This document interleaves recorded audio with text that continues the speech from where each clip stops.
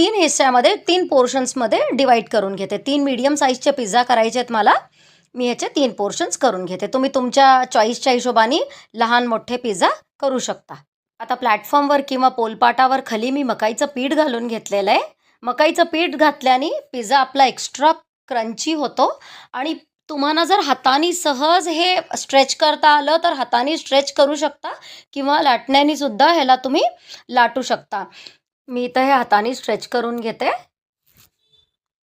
तुम्ही बघू शकता किती सोप्या पद्धतीने हे स्ट्रेच होत आहे. मला कुठंही लाटण्याचा उपयोग करावा लागला नाही आहे.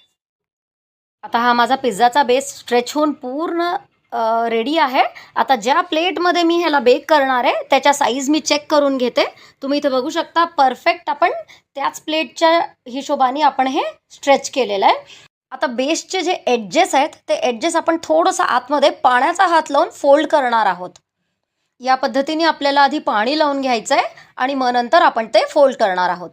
व्हिडिओमध्ये दाखवलेल्या पद्धतीने पिझ्झाचा जो बेस आहे त्याचे एडजेस आपण फोल्ड करणार आहोत आणि अगदी हलक्या बोटाने आपल्याला ते प्रेस करायचं आहे. या पद्धतीने फोल्ड केल्याने बेक झाल्यानंतर पिझ्झा अगदी रेडीमेड पिझ्झासारखा दिसतो. अगदी डॉमिनो स्टाईल पिझ्झासारखा तो बेक होतो.